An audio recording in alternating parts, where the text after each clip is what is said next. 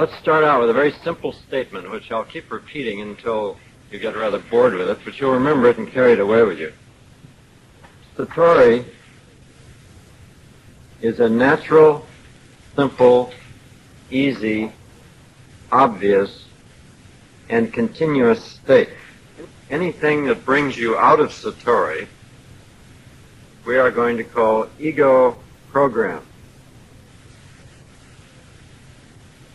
Anything in you that's a downer program that takes you out of the natural, simple, easy, obvious state of Satori, for purposes of discussion here, we're going to call ego or ego program. That's not the usual definition of ego that you're acquainted with.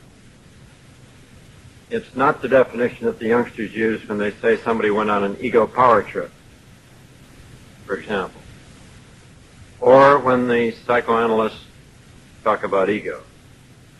These are different entities. In my terminology, we call these downer programs or ego programs. When you're in the natural, simple, easy, obvious state, and suddenly you're not in that state, you have to examine how you got out of the state. What brought you down? And it's your responsibility, nobody else. If you allow somebody else to bring you down, then you are faking it. You are pretending that out there is a force that operates inside you. And this is nonsense. You are centered and grounded. Literally, it would be extremely difficult for somebody else to bring you out, short of hitting you over the head or some violent means. This is the whole basis of what I'm going to be saying today. I've already given you the talk now. Now we can go on and complicate it.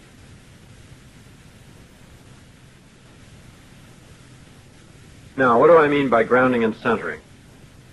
I mean the same thing that we mean at Esalen or at any of the other growth centers when we say that you are in your body, you are of your body, and your body is on the planet accomplishing some sort of a job or mission. Now, you can feel this in the here and now, the instantaneous grounding and centering, by proper exercises and getting a consciousness of your whole body. Before one can successfully do a spiritual trip without tumbling in outer space and getting dizzy, one has to do the grounding and centering. If you're going to move out from this planet, be sure you're well trained on how to keep a part of you going here while you go somewhere else. And that part of you, obviously, is your physical body.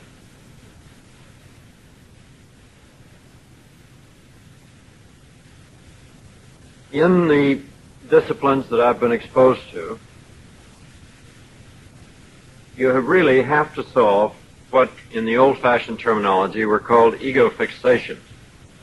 In the new terminology, we say these are the beginnings of the ego program, of the downer program. These can start anywhere in your life. When you were a child and you were threatened, the continuity of your body was threatened, or the continuity of your being was threatened, you may have made certain decisions suddenly, instantaneously, in order to survive. And what the child mind and brain conceived of as the necessity for survival. As adults, you can go back and look at those instances, at those fixation points, and correct them. This is well known from psychoanalytic work, and it's well known also in the esoteric schools. Part of the discipline is finding these points at which your ego was created, the ego in the sense of the downers. So you can have a group, say, that does ego reduction on one another. But ego reduction in this sense is not knocking you down at all. It's finding out where your sensitivities lie and allowing you to get rid of them.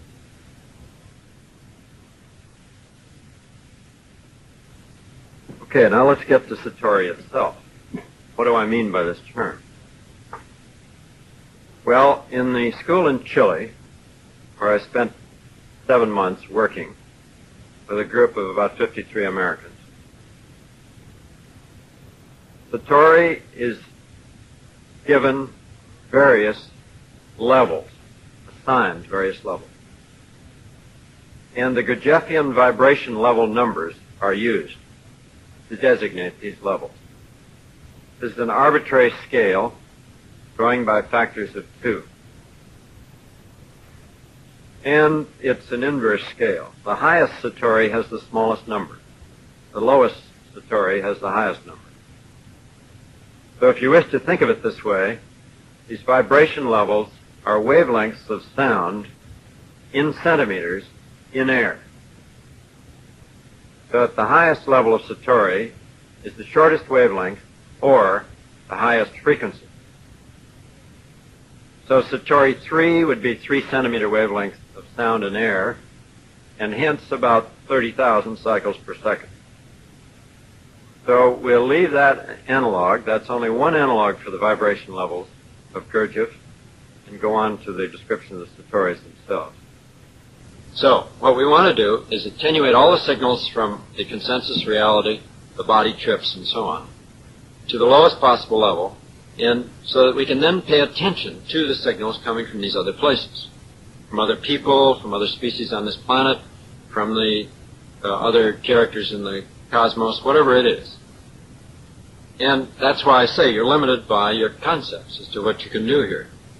You can receive information, which is totally meaningless to you, because it's in dimensions that you haven't yet experienced. And the whole business of moving into these places and accepting them and then exploring them is a very difficult thing without the proper cognitional and computational equipment. He asks, if you find yourself in -3 or -6, are there ways of getting out of it without a guide? I'd say you better have a guide. It's, somebody who's really tuned in on this. I got into these places alone the first time, and it's, I wouldn't advise the way I did it. It's kind of scary. If you are capable of it, and you aren't completely shattered by being in this negative place, yes, you, by experience of having been there and you come out, you can do it again. If you have one experience with a guide, then you can do it again. But you have to store it. The requirement is that you stay conscious, totally conscious all the time of what's happening. And the Sufis, for example, say you must reach levels of awareness, levels of consciousness. The awake man is one that goes through the negative experiences, stores it all in a conscious way, and remembers it. If you don't do that, if you cop out at any point and go unconscious and can't remember, you can't do this. Well, if you're a trampoline-type personality, yes. You have to have the agony and the ecstasy. But once you can move through that, that's a transition phase. You can then move into a place where you can stay neutral and go up only. Now, by happenstance, you may be force negative, but at least it's not an ego program that's bringing you down from within. There may be a disaster in which a brick falls off a building and knocks you out or something. You wake up in the hospital. The dark night of the soul, I don't know whether it's necessary or not. Some of the modern kids don't seem to have it. But my generation, it's very common. She asked that I comment on the chakras and Kundalini. There was a historical note at the beginning of that. The chakras and Kundalini are fine if you know what you're doing. But, for instance, read Kundalini by Gopi Krishna, and you'll find that there are kind of negative difficulties you can get into with this technique. And he illustrates them very well in his book. It's a first-hand account of what happened to him. There are some things that go on in this biological self-programming system known as Kundalini. But again, I would prefer to have some additional theoretical structures over and above the Kundalini as an isolated thing. I don't think the Kundalini Kundalini approach can exist in a vacuum as a pure kind of thing anymore. We have to bring it in relation to all the others. He asked, what are the implications of what I'm saying for psychotherapy? I thought I made that clear. Mental health, in my view, is an ability to navigate in these spaces. If you don't have this ability, you need what used to be called psychotherapy, but with the view towards freeing you up so that you can navigate in these spaces. Psychotherapy is just another name for techniques for ego reduction, if you wish, in this formulation. Really, I don't know. I haven't died yet. What happens after physical death? I can give you a theory about what happens. In this formulation, the essence just pulls out and doesn't come back to the vehicle, that's all. Well, the so-called essential memories are taken out and kind of passed on somewhere else. The information that's been gained through that vehicle is not lost in this formulation. Reincarnation fit into this formulation? Well, this is the formulation of reincarnation. It's carrying, as it were, you take out the essential memories out of the computer and put them over here somewhere else in another storage mechanism of some sort. Either human or non-human or, solid state, whatever. To whom are those memories now available? Other essences. The trouble is that they all depend on one another, and they depend on your attitude and how much work you're willing to put in. In Chile, each of us, gave up our jobs, went down there, and spent all our time on it. Well, I was there working for 8 months, and the rest of the group are going on for 10. This is, 7 days a week. You're not thinking or doing much else but the trip. Now, half the group could afford this, the other half couldn't, so there's a kind of a mutual support that has to go on here. It's rugged to do this, but if you're going to do the kinds of things that we were trying to do, as it were, then you should devote this much time to it. Now, if you have a job and you have to stay nailed down to a job, so you have less time to devote to it, the same kinds of activities will probably pay off in the end. It depends on where you are, how strong the ego programs are, and so on. Each person is a special case.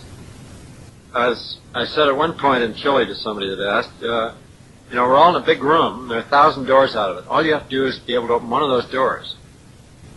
And from that point on, you're in. You're in these spaces, you can navigate. So Oscar was showing us 1,000 different ways of doing it. Number 501 would work for me, but not for the next guy. So it is a very complicated, at present, we do not know direct pathways. So there's this sort of a shotgun attempt to try everything. Well, it still works, he throws out methods that don't work, and he has still 1,000 methods. There are group processes, for example, which can get you into these states, as the Sufis and the dervishes have known for many years, hundreds of years. There are individual work, as the yoga has shown. And I don't want to get into too much of this because it's available. It's in the literature. If you read all the Sufi literature, especially the Book of the Dervishes, for example, you can learn some of the older terminologies, the older roots to these same spaces. I don't know of any modern, broad book that catalogs all of these methods. And that's a lack in the present literature. Talent is just a situation in which you have no explanation for why the person is able to be in these places. And you're given that person and you haven't really investigated it. What you may find is that the people of talent have never been exposed to downer programs that have been embedded in their computer. They've just brought through from childhood by luck or by design of the parents or whatever it is. They just have not absorbed this kind of programming. Is everybody talented? Well, theoretically, everybody has the potential. And if you can dig away at these programs and get rid of them, sure. I expect to see this taking place in the next 10 years. It would be very common. And we'll wonder what all the fuss was about. It all depends on your interpretation. That was not a bad trip. The two guides that I came on in 6, when I was very close to death, I was in coma for many hours, and my body was a painful place to be, so I left it, as it were. So, and these two entities said, you know, your body's okay. You can go back. Your time hasn't come to be here, but you can come back here anytime you want to.